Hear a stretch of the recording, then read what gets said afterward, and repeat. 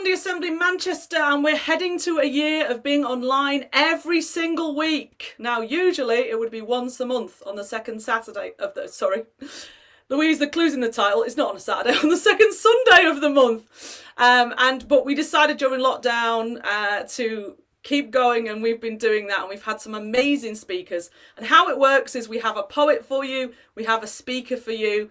You can ask some questions to our speaker if you'd like, and then we have a moment of reflection and songs as part of Sunday Assembly. Now, Sunday Assembly is a secular community that celebrates all of us, that welcome all, and we celebrate life. Basically, we're here on this lovely, and so many things to celebrate, from Mother's Day to spring arriving. Thank goodness. You wouldn't be able to tell with the rain and the thing, but there was a bit of sunshine 2 days ago, so I'm taking all the victories here. And we have our ideas where we live better, we help often, and we wonder more. And our heritage of Sunday Assembly started in London, and then there are Sunday Assemblies all over the world. And later in the assembly, we'll tell you of some of the American ones that are this evening that you can, for us, that you could go along to. That's the great thing about time zones. So that's a lot of fun. So that's what we're about.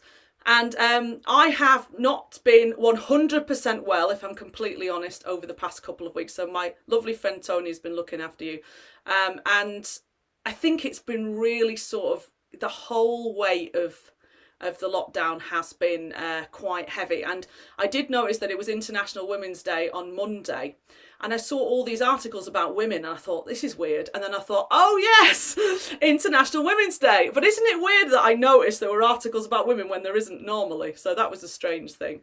And in the article, it said that women had been quite adversely affected by the lockdown because we were homeschooling and doing the chores and getting more often furloughed, and businesses that women run often weren't able to continue because they were in things like service industries, performance industries, hairdressers, you name it, like that. So it's been very difficult.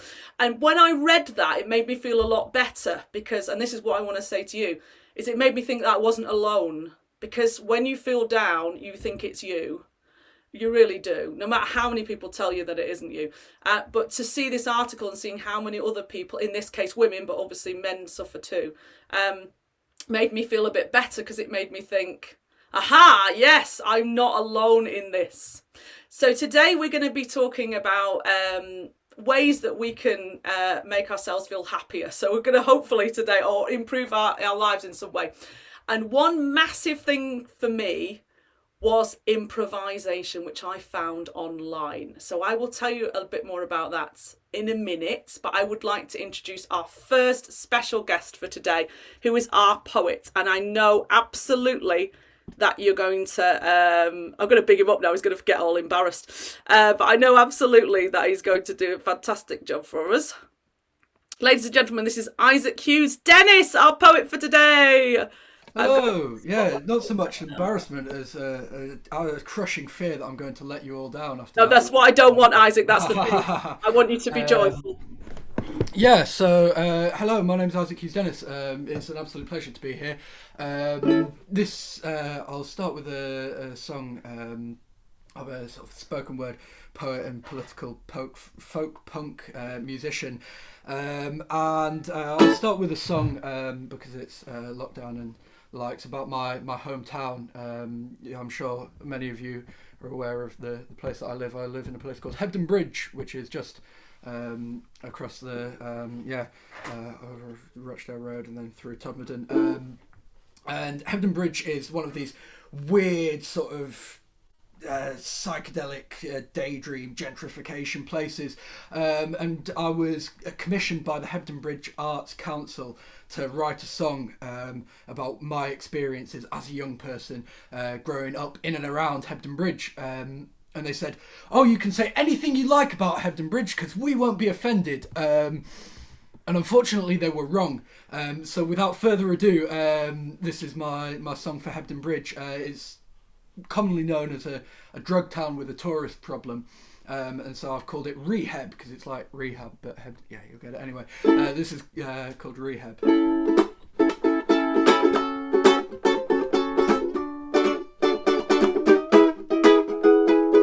Take a look round Hebden, Well, what do you see? Well, there's 24 lesbian couples and the guy smoking weed on the bench. He thinks he looks so hench, but he's just trying to forget that he's too in debt to pay the rent. It's so Hebden, the land of the free, the land of you and me, drug addict and hippie. It's so Hebden, the land of middle class, completely up there.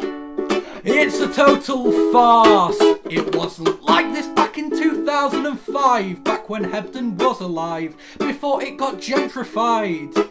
We had a Woodstock every other day, and it wasn't quite so gay. So very, very gay. 'Cause it's so Hebden, the land of the whites. Yeah, we've got Rastas, but they're white. We light up the night. It's so Hebden, the land of equality. So grab some fair trade tea from our organic cafes, 'cause we're all gluten free. La la la la la la la. Da da da da da. Da da da. Hebden Bridge by 2006 was full of money-earning pricks who claimed they were anarchists, but they were not activists. They just sang down with the system as they danced in 5 rhythms as if anyone was listening. And that's how we got Brexit. We send our kids to Steiner School. We're so very spiritual, they learn nothing there at all. They don't read till they are 7, and they breastfeed till they're 10. And they hope in hippie heaven the green man'll be good to them. 'Cause it's so Hebden, the land of the free, the land of you and me, drug addict and yuppie. And I'm so sick of Hebden, so I'll move to Todmorden instead, 'cause there's nothing worse than hippies. Well, unless they're inbreds. There you are, that's my first song, that's the Hebden song, a little bit of local humour, localish humour for you there. The next song is a song about a group of people that I think have been criminally underlooked by climate change, by the climate crisis. I'm very passionate about anti-climate change and what we can do to solve this. And I think there's many, many victims, etc. I think there's one specific group that are really affected by this issue. The rising temperature and yeah, the sort of sweltering conditions we've had the last few summers, and that group of course is Goths. You know, it's because what do they do? You know, is on the one hand they don't want to die of heat stroke, and on the other hand they don't want to break the aesthetic. And so this is my homage to Goths in hot weather, and it's called Goths in Hot Weather. And so yeah, this is I play a goth in this as well, so look out for that bit of first person narrative as well.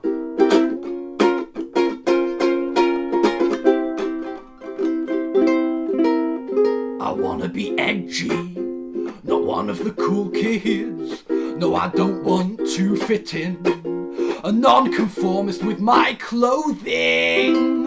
Want none of your Gucci, dressed head to toe in white, a shade that reflects the light, and gleaming trainers from Adidas or Nike. Oh no, I'm a gothic, a glamorization of the mentally ill, because black is the colour of hell, which fits my twisted personality so well. I find that darkness reflects the bleakness of my soul.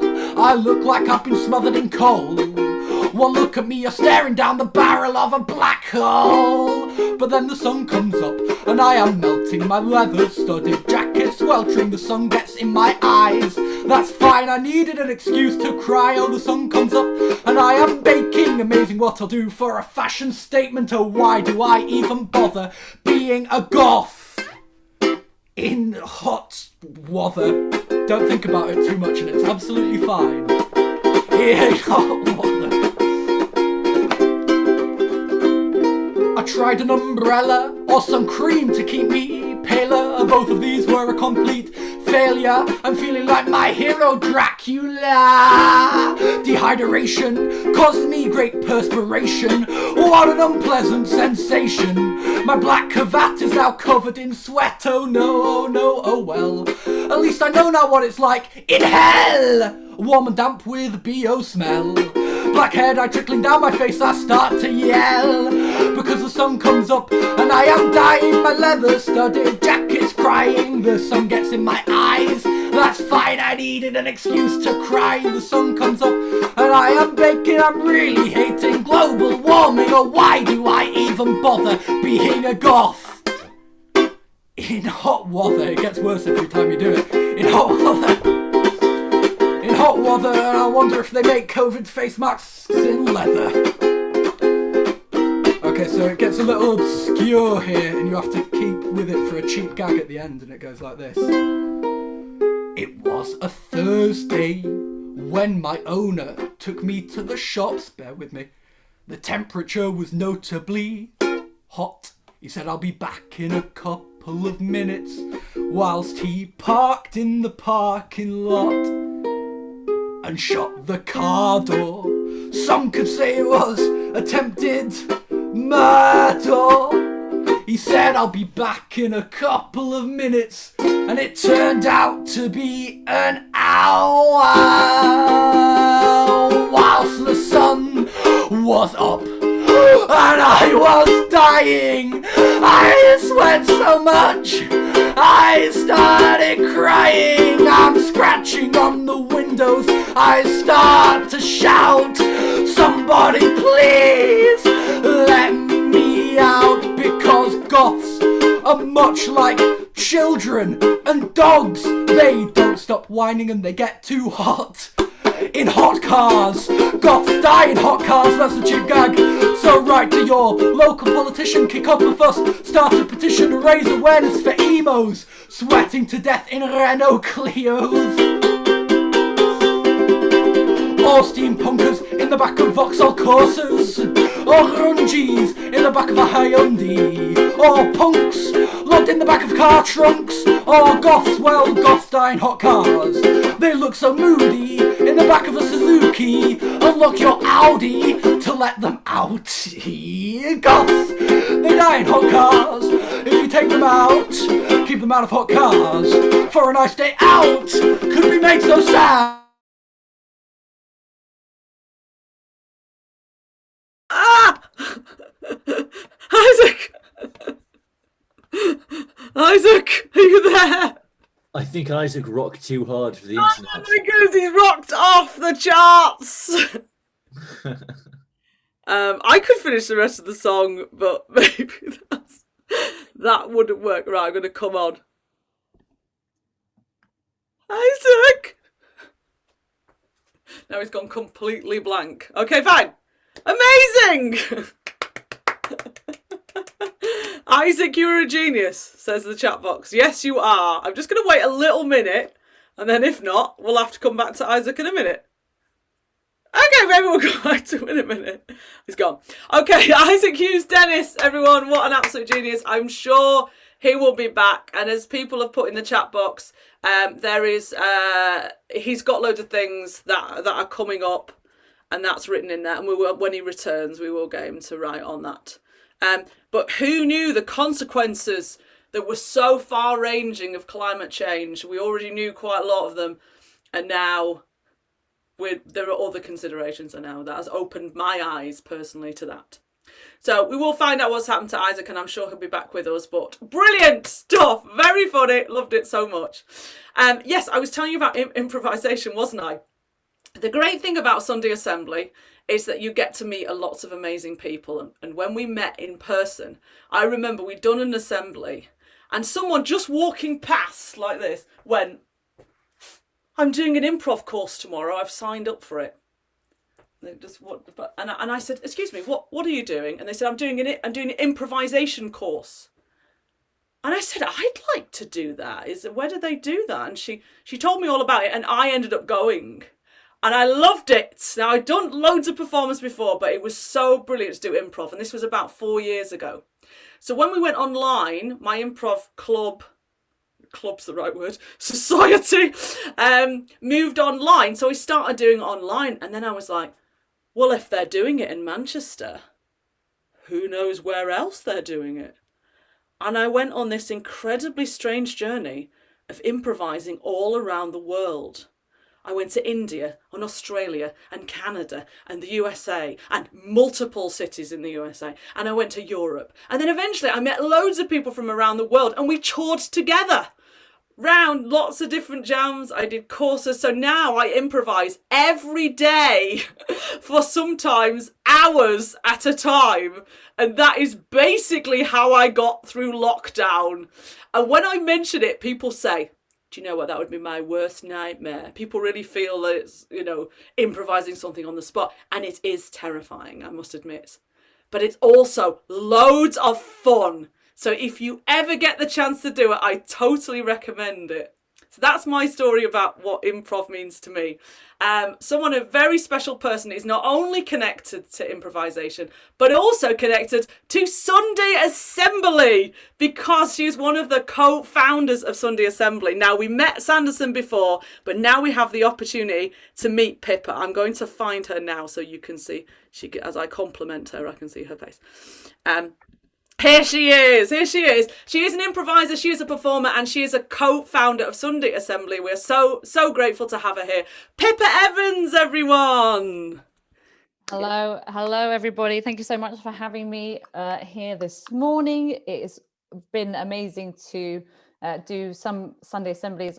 Whilst Louise has been improvising around the world, I've been going to all the different Sunday Assemblies talking about improvisation. So I've been in LA, London, and I'm doing San Diego, I think, in a couple of weeks. So it's been, Zoom has been an amazing thing, hasn't it, for finding ourselves in different places and spaces that maybe we wouldn't be able to do, giving opportunities for us to meet other people. But yeah, so I'm Pippa, and I co-founded Sunday Assembly with Sanderson Jones back in 2013, and I'm an improviser by trade. That's what I do.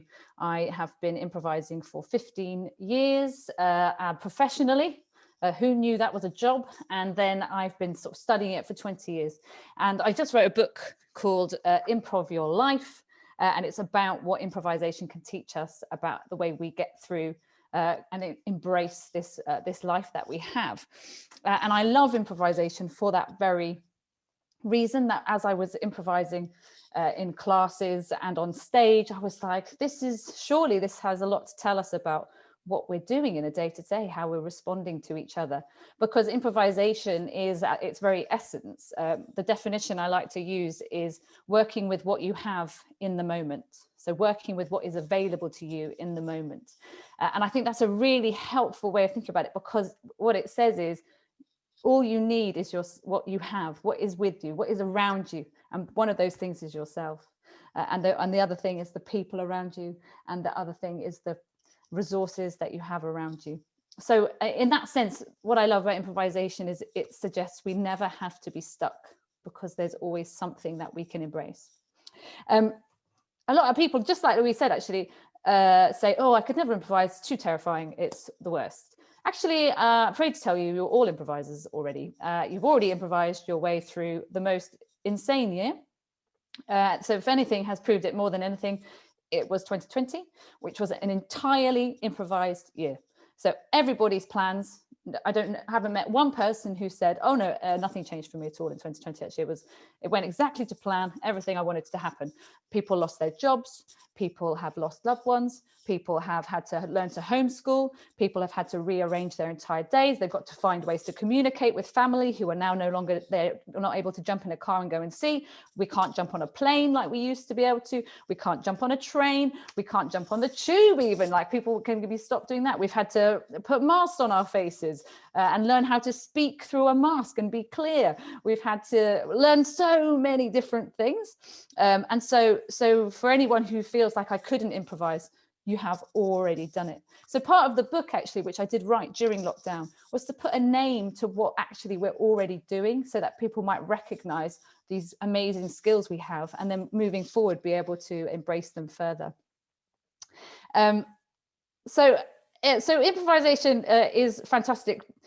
And I'm just going to share some of the bits from improvisation that I feel are really helpful to us in the day-to-day. So improvisation asks us to accept and build from where we are. Okay, so to accept and build.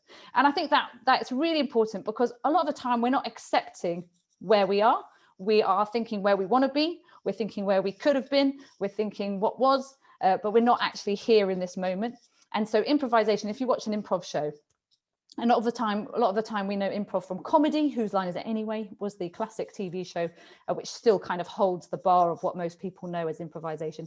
But there's also improvised jazz, there's improvised dance. Improvisation in itself is the art of working in the moment with other people to create something. Supposedly out of nothing, but as I said before, we have so many resources because they're inside us. So when we see an improv show that maybe falls apart, if you've ever seen an improv show and you thought, oh, that wasn't great, what probably happened in that moment was people weren't connected and they were thinking what they should be doing. They were outside the scene, judging what was going on. And so I would ask us to just reflect, how often are we outside the situation that's going on, judging what is happening, rather than being in it and being with it and moving forward with it, more moving through it. So just reflecting on, can I be in this moment rather than in this moment whilst being outside, giving myself bad chat, right? So how many people know the voice? In my book, I call this voice the eagle of despair, who sits on your shoulder, and I describe its claws like in you going, this is everything you're doing is terrible, you're the worst. And sometimes we pay so much attention to that eagle, that voice, that we are unable to be in the moment. And this really speaks to how improvisation also asks us to stop trying to be brilliant, which might feel like a counterintuitive thing to say, but actually, yes, stop trying to be brilliant, and rather I encourage you to be obvious, okay? I encourage you to follow your obvious. What do I mean by that? I mean that you have a unique perspective on the way that life is. And so you, by trusting your obvious, if you know yourself, you can trust your obvious and follow that path, because that will actually take you down the path that you need to be on, that is what you want to be. So often we don't follow our obvious, we ask someone else for their opinion before we do something, because we think, oh, just check whether this is obvious. But what's obvious to me might not be what's obvious to you. I'm just going to make that, illustrate that with the following exercise. I'm going to say a word, and then I'd like you to write what you think the next an associated word is. Okay, so as an example, if I said the word orange, you might say fruit, or you might say color, or you might say Donald Trump. So that's an example. So just to get in the chat, and the word I'm going to give you is Italy.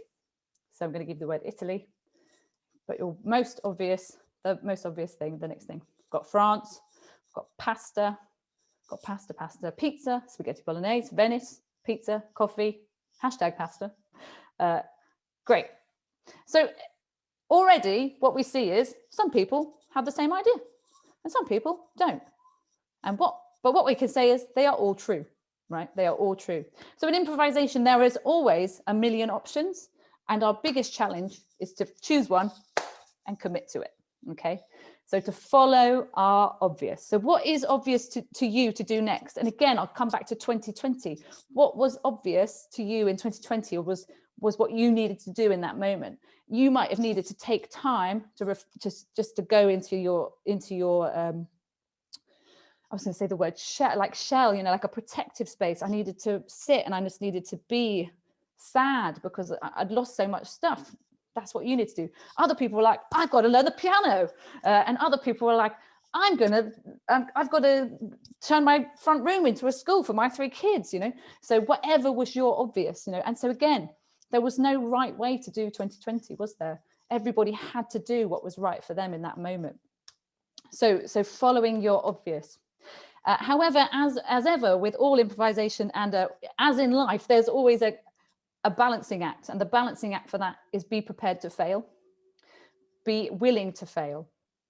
So again, improvisation you can only learn through getting on a stage and doing it, and then failing in front of an audience. So the scene doesn't work, and then you have to reflect why it didn't work.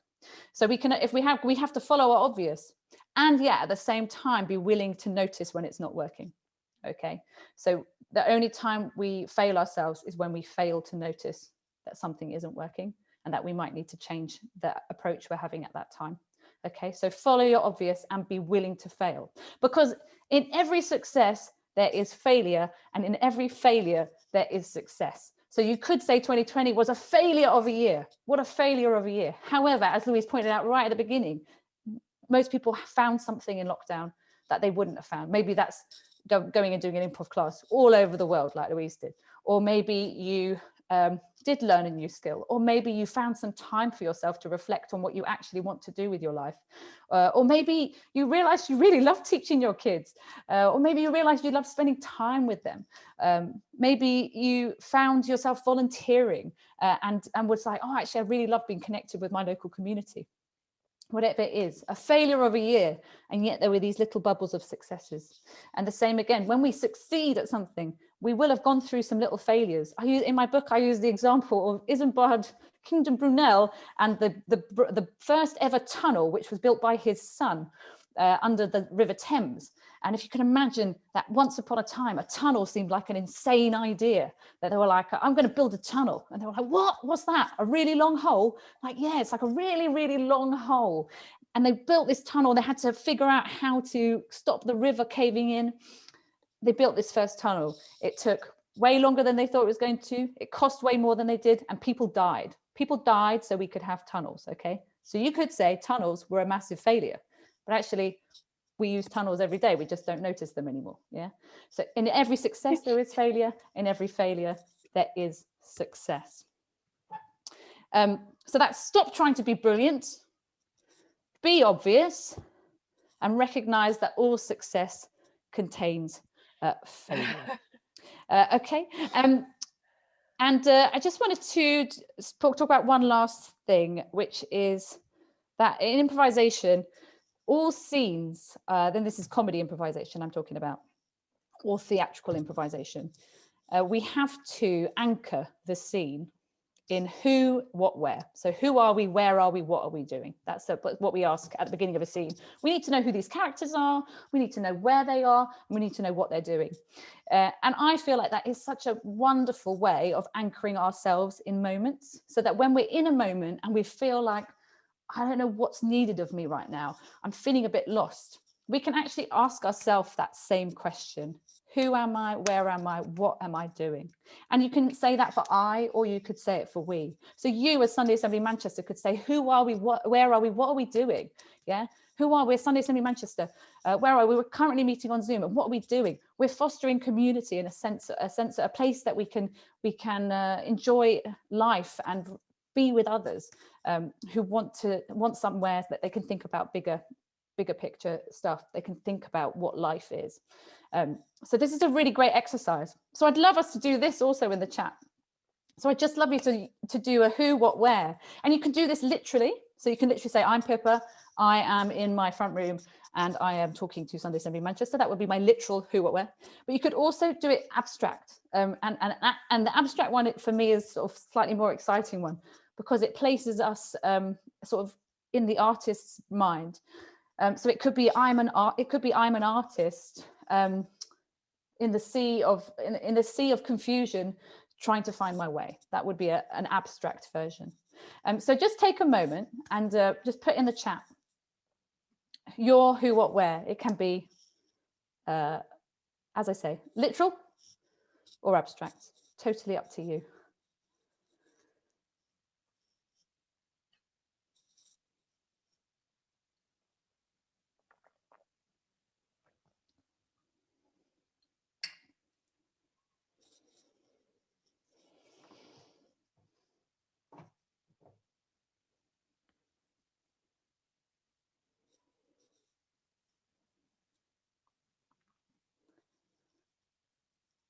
This is great. So we've got Louise, a disabled woman in a world of possibilities. It's beautiful, Louise, really beautiful.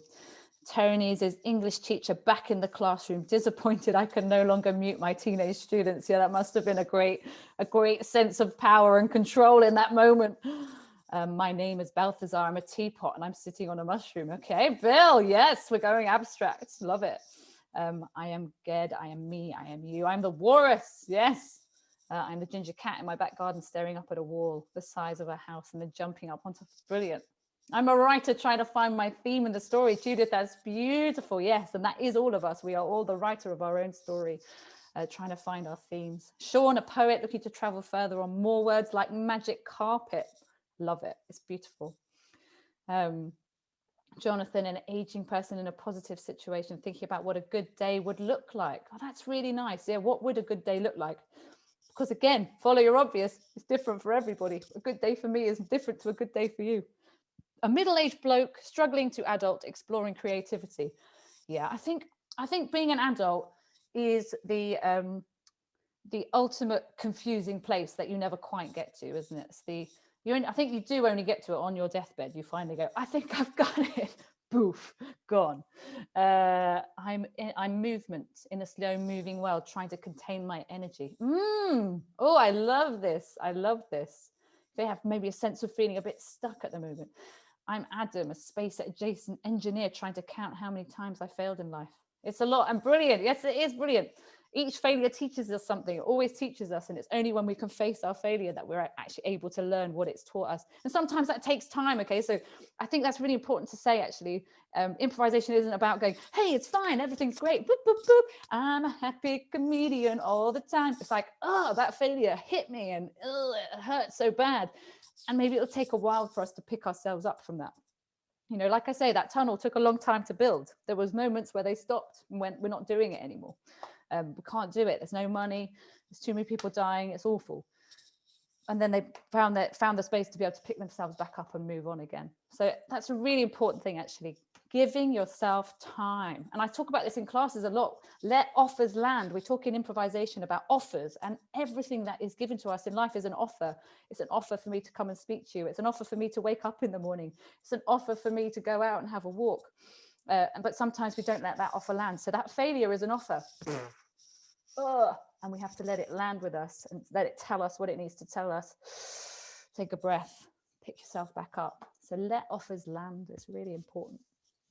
I'm going to finish by reading a bit from my book. But I would love to just say that improvisation is about finding your own power to step into the space. And then it's about being willing to have the space open for others. So it's about the tension also between I and we. And I think that's a really important thing right now. That's why I think improvisation is very important at the moment. It's because we're currently in a time where we're struggling with the balance of I and we, where we're not able to listen to each other. We're not able to hold a space for all of us currently right now, but I've got a lot of voices wanting to be heard. So can we just take a breath and try as we might? We've got to keep expanding those boundaries so that we're getting all the voices in, so that we can hear what needs to be said. And at the moment, that's a cacophony. And so often we're shutting ourselves down because we don't want to hear it, or because we can't hear it because we're tired. So being really patient, taking a breath, letting those offers land. I and we and I and we. I was going to end with this chapter from my book. It's not a whole chapter, don't panic. It's just 2 pages. When you go for a walk in a park, through fields or any green space, there are these little paths where you can see many people have realized it makes more sense to walk in a certain direction rather than follow the council's approved way. The grass is worn and a new path has been created. Humans have improvised a new route by following their obvious and placing one foot in front of the other. These tracks are known in planning circles as desire paths. The people act out their desire and a new lane is made. Often councils will incorporate them into the official path system during their next tidy up, recognizing that the people have spoken. Some councils will do everything they can to stop people going off the official track. Red and white tape, fencing, keep off the grass signs. Yet we persevere, though some may tut, because we know it makes no sense to follow that prescribed path. The path that was created perhaps without consultation, a path made for aesthetics rather than practicality. We need to question our paths, to find our own desire paths. If we are onto something, others will follow. My deepest hope is that you find your voice, speak up for yourself and for others, and you see positive change in tiny ways that forge a new path, a path you didn't know you wanted to follow, but seems completely obvious once you're there. May improvisation give you the courage to take your space in the world, forge your path and follow your obvious into new and exciting places right on your doorstep. We have an abundance inside of us. When we're able to access our abundance, we realize the riches of the world were inside us all along. Keep shifting the edge of your comfort zone. Expand it inch by inch until you find the real boundaries, rather than those that were bestowed upon you. We have no idea what's going to happen globally in the next 5 years, let alone 50, which means we need to be ready to adapt, to accept change, and know ourselves inside out. We need to be ready to speak with our neighbours, to move forward even when in conflict, and find different ways to approach new and repeating issues. We need to be able to do all these things whilst laughing, dancing, and embracing the fullness of life in all its messy glory. Improv is the art of being okay when the plan takes an unexpected turn. Improv is the art of trusting your skills and your gut. Improv is the art of knowing yourself and being able to work in relationship with others. Improv is the art of failing forwards by embracing and reframing wisdom, which appears in the form of a mistake. Improv is the art of yes and no and all that lies between. Improv is being able to leave the space and know you've given all you can to that moment. Improv is celebrating the brilliance of others without feeling that it diminishes your own. Improv is a world that is accessible to all, embracing of fear and full of hope. For without hope, we cannot improvise. Everything you need is inside yourself. It just takes a while to find it. Thank you very much. Pippa Evans, everyone. Hooray! If you have a question for Pippa, sorry, I'm losing my voice, please put it in the chat box. I'm going to join her, my friend here. Yes, Pippa, I have a eagle on my shoulder. What do you mean I'm rubbish? What do you mean I didn't say my name at the beginning and never do because I'm embarrassed, but then I realised it's written underneath me? What do you mean? We all have this eagle. Yeah, absolutely. And actually, I had a great conversation with a therapist about this, and they said actually the eagle of despair, at one point it was looking after you, you know, it was there to check you're okay. So it's not about like this voice needs to be banished and must never come back. It's about checking in the balance of why are we giving the eagle of despair so much space? Like, well, let's make sure we listen to some other voices. The voices are like, actually, I think it's a really good idea, but we might have silenced this little, you know, it's like a little blue tit here going, I think it's a really good idea. But this massive eagle's like, shut up, blue tit. So making sure we're giving space to this information. It's very true because, you know, it's there to keep us safe. When we were on the savannah, we didn't, you know, if we made a mistake and got eaten by a lion, that was our life over. So it's come with us in the modern day and is very helpful, but sometimes can be a little bit too chattery in the modern day. And sometimes I think we kind of put it to the like, oh yeah, it was when we were cave people. It's like, it was probably from when you were at school and you got bullied. You know, it probably wasn't just the cave. It was probably really was protecting you when people were being mean to you at some point in your life. And you had to be, they were like, don't tell them you love Ringo Starr because they're going to beat you up. So be like, okay, I'll just keep that to myself. So just checking in, like, yeah, where's that voice come from? And do I still need it to be that loud? Wonderful. Yes. And also I completely agree with the idea of, by the way, Isaac is back and I will speak to him in a second. So if you're worried we missed Isaac, he will be coming back in a second. But yeah, the idea about improvising, this definitely clarified something for me, Pippa, that the idea that when I find improvising from a performance point of view, it's actually quite easy. I mean, it's like that game that they say it takes a minute to learn, but a lifetime to master. Obviously, yeah. You never 100% master it, but it is quite simple and it's easier than life. I mean, you think about it, you leave the house to get the bus, you think you can predict what's going to happen, but then it doesn't come. So what do you do then? Do you decide to walk? So everything you do as humans, nothing is predictable. Things change all the time and we deal with it just like life, because that's what we are, natural improvisers. Let's have a look what we've got here. Everyone's just saying very, really interesting and positive. Clap, clap, clap. Adam says about engineering and fear of failure. He said that a little bit earlier on. So he was saying that people don't, I'm going to paraphrase his question. Actually, Adam, would you unmute and just say, because I'm going to really badly paraphrase what you said, but it's about embracing failure for innovation. Adam. Yeah, so for innovation, you have to not be afraid to fail, because like you just have to go for the idea. And it's not just engineering, but a lot of academia now, because it's more financially based. It's like there's got to be some kind of financial gain at the end of it. You're like, well, that kind of excludes people from going for the blue sky stuff, because like there's lots of stuff that's accidentally kind of came about because they were trying to do something else. And it's just like, yeah, you've got to be careful. Yeah, I think that's really Is there a good. question? I don't think there's a question. No, but it's a really good point, and it is, and it's true, because if we're only looking for that, so we might be aiming for B, but we end up creating Q. And I use this in everything. Like, so yes, innovation, science, all these things have to be willing to fail, because actually most of science is going, here's my hypothesis. Oh, okay, that one wasn't right. Let's move on to the next one. Like, okay, that one's not right. It's like almost a celebration. Okay, that's not the thing. They go on to the next one. But like dating, if you've ever gone on a date and then you might find yourself staying with somebody, you go on like a third date, even though you knew from the first date it's not going to happen. But there's a bit of you, like, I just really want to be in a relationship, and so you stay with this person rather than letting that fail, because actually that little interaction is showing you, okay, so I don't want someone who's like this. I can see now I'm narrowing down what it is I do need.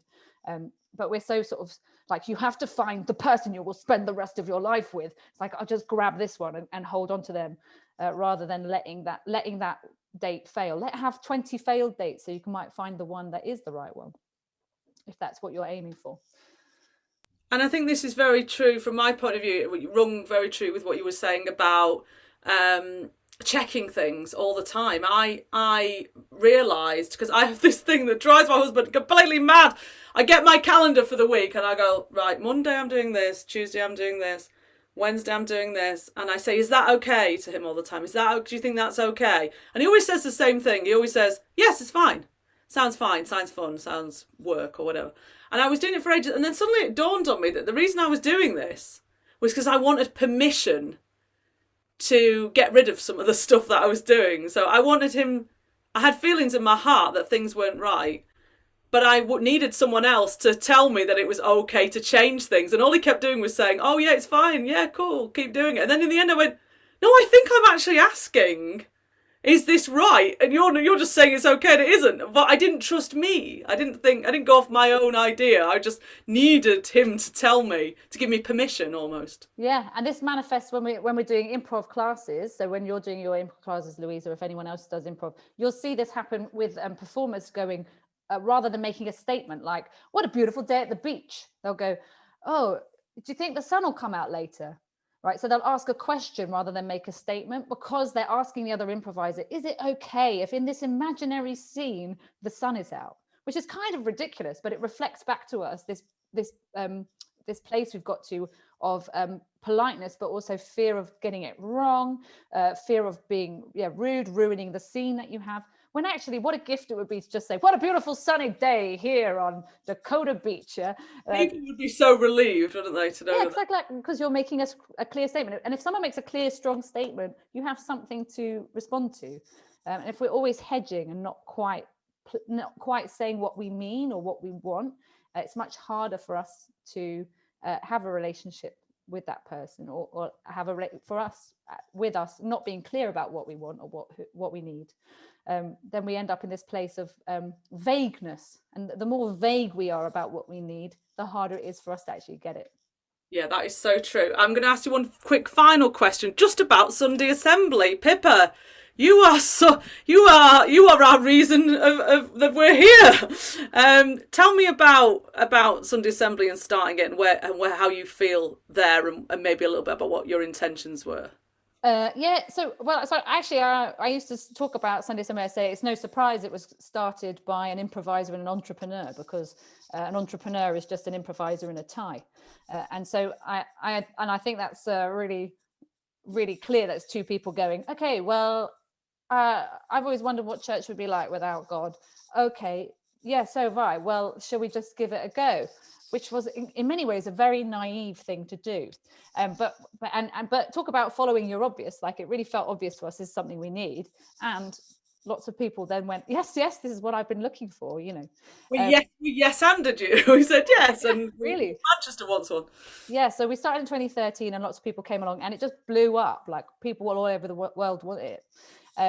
and people started all over the world, and then we got to this sort of strange point where it was like, who's in charge here? Like, are the co-founders in charge? And then it started to get a bit messy, because it was like, well, actually, I can't tell Manchester what they need. I don't live in Manchester. I can't be like, this is what you should be doing. So we got to this place where we ended up saying, okay, everybody, you need to do your Sunday assembly needs to be open form, and people need to be responsible for their own communities, because we can't have two comedians underfunded in London trying to run a worldwide global community. So that was a hard lesson to learn, because it was very fractious at that time.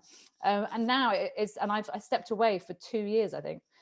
So I think it was 2 years, and then to come back and see what's happened since that decision was made. It's really, really heartwarming, actually, to see these flourishing communities really reflecting their own space, but still going by the sort of format and the idea. So it's really nice to see the seed of something you planted and leave, and then come back and see a big old flowery tree. Bunch of flowers. Yeah. Thank you very much, Pippa. Let's go wild for Pippa Evans. Thank you so much. Thank you. I'm going to bring Isaac back so that we can have a little moment with Isaac, who we sadly lost, and I'm hoping that we did re-find him again. There he is.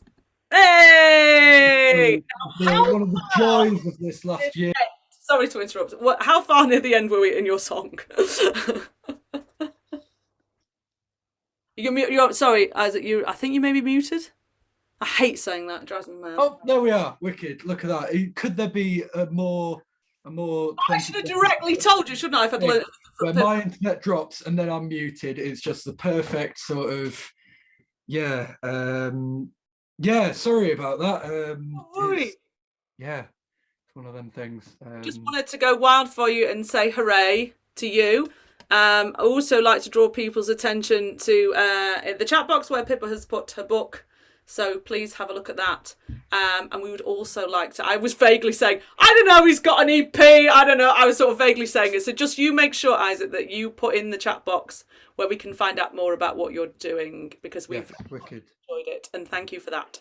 And we need to give him a round of applause. So we did do it, but you weren't here to enjoy it. And unless you watch the video back, you won't know that. So Isaac Hughes-Dennis, everybody. Thank you ever so much. Yeah, I've just put out an EP. In sort of December of 2020, entitled COVID-idiot, and that's available on my Bandcamp. And that's slightly more political, a little more sweary, but the same sort of thing about my responses to the pandemic and the like. So I'll put a link to that in the chat. And that's. Can I ask if you've been chased out of Hebden Bridge yet? Yes, with pitchforks and sort of pitchforks in one hand, organic quinoa under the other, and I've absolutely been hunted down. I've now taken refuge in Todmorden, where I shall stay until it's safe to return. Amazing. Thank you very much, Isaac. Thank you so much. Cheers. Thank you for having me. Your proper wave and everything. Lovely. So a couple more things to do for a wonderful, wonderful assembly. I just want to say a massive thank you to Pippa and to Isaac for being our speakers. Sorry. Give them a massive round of applause. And then to end, we are going to have a moment of reflection. We are going to have a song. We are going to have a social afterwards if you would like a cup of tea with us. We would love to have all of that. So those things will be happening. Remember, so we're going to do all of those things. But before we do that, I'm just going to round it off so we can say goodbye to YouTube and just say a couple of the thoughts that we've had. So yes, we are improvisers. Isaac was improvising. He didn't know that in the middle of his song he was going to go, but we all dealt with it. And that's what we do in life. We are amazing at it. Life is, I think I'm going to say a quote. I don't even know where it's come from, but it's almost like if anything is certain about life is change. We're born, we go through a life, and then we die, and that is the only certain thing. That and taxes, I believe, although even taxes aren't 100%. Not everybody pays taxes. But everything else is up for grabs. Life never takes you in the directions that you want it to go in. You lose your job. And I think when we go through these massive life events where we lose our job, we have a death in our family, or we have COVID-19, we then at this point assess where we are in life and then make changes.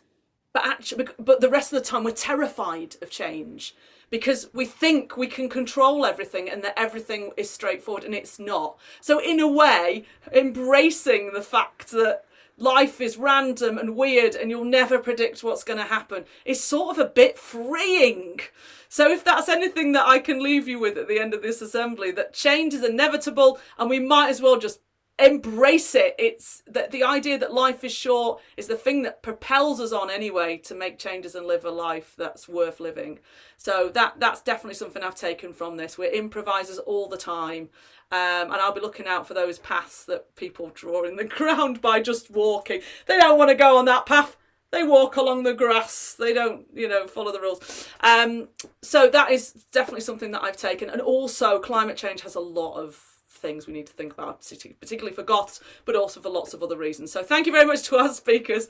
I'll say goodbye to YouTube. Come to Sunday Assembly. Where are you? It's better in person.